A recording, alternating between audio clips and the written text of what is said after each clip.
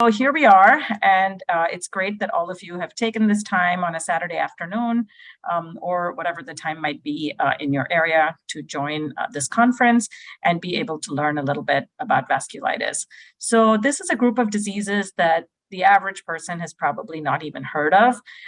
But if you think about it, whatever brings you to this conference today, there is some connection to a person who has a vasculitis disease of some form. But just this image here just shows you how diverse the presentations can be. And so each of you, no matter how you're connected, or if you're a patient with vasculitis, might have had any of those symptoms, whether it started in your skin or your kidneys, your heart, lungs, brain, eyes, pretty much any organ of the body, because if you think about it, vasculitis is related to inflammation in blood vessels, and blood vessels are everywhere in our body.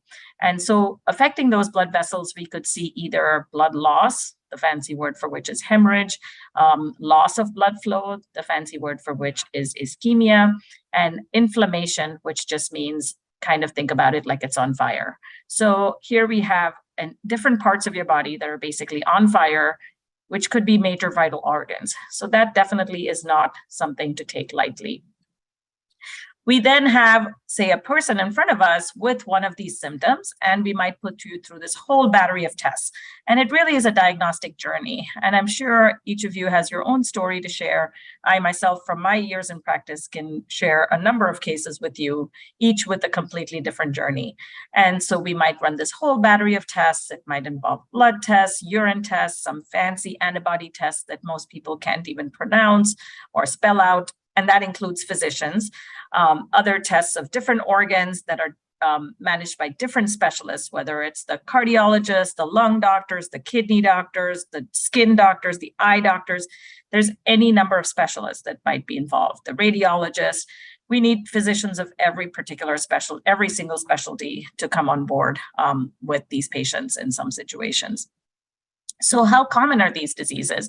So you will see that these are not common diseases. So I'm sure each of you that are here, if you're connected to a person with vasculitis, these are rare diseases. So as alluded to at the beginning of the session, these diseases definitely fall within the category of rare diseases, which then have their own challenges. And we'll allude to that later on during the presentation. So the total incidence of these conditions in the pediatric or childhood age group is believed to be 20 per 100,000 under the age of 17. Now, the two most common ones are probably not even diseases we're going to talk about much, and probably not even diseases that those patients are even on a session like this, because those are the two conditions that are called HSP, or Henoch-Schönlein purpura, and Kawasaki disease. And those two diseases, HSP is something that's pretty self-limited, much more common in children. Most of those patients aren't even followed long-term by rheumatologists. Kawasaki disease, on the other hand, typically can affect the heart. And so that's a condition that's followed more by cardiologists than rheumatologists. So neither of those conditions are in the category that we're even talking about. So we're talking about even less common diseases. And why do we worry about these diseases? Because the end result can be pretty severe. So some of the problems that can happen are irreversible. It can lead to pretty significant degree of illness. It can even lead to death. So this is definitely not something to take lightly, because the consequences can be literally fatal if the diagnosis is delayed. So we have gone through, over the past several decades, multiple iterations of what we might name these diseases. So if you hear different names, and certain doctors have heard certain names and others haven't even heard of that name, you're not alone. We as physicians are in that category. Our colleagues in other medical specialties are in the same category. So we have changed some of the names of some of these conditions. Again, some of that is related to the original terminology having been related to Nazi scientists. And so we wanted to get away from those names. And some of them are the newer names are based on the pathology, which is basically what we find in the tissues when we run all those tests. So I like this schematic. I show this to my medical students and residents all the time, because it just shows you a breakdown of how, depending on the size of the blood vessel, the symptoms may vary. So you might start out with a very large vessel vasculitis, which is on the left end of the screen here. The classic example for that would be Takayasu arteritis. And I know some of you have that diagnosis.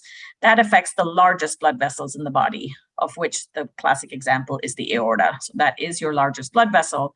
So you definitely can imagine that that's not something you can take lightly if that vessel is affected.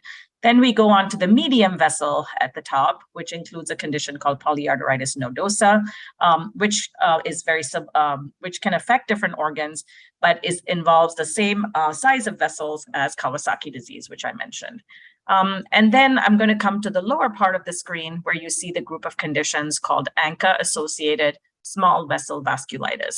And so this includes a group of conditions that we'll talk about in a couple minutes. The new names for these are microscopic polyangiitis, or MPA, one that is called granulomatosis with polyangiitis, or GPA, and the old name was Wegener's. And then there's a condition called eosinophilic granulomatosis with polyangiitis. That's a mouthful. And the old name for that is Churg-Strauss disease. And then at the very top, you have a group of even less common conditions, which are called immune complex vasculitis, which I won't go into in much detail. But this just gives you a little bit of a breakdown. Obviously, in the interest of time, I cannot go through each of these, but each of these might have slightly different treatments, but we're going to just talk in general about just overall treatment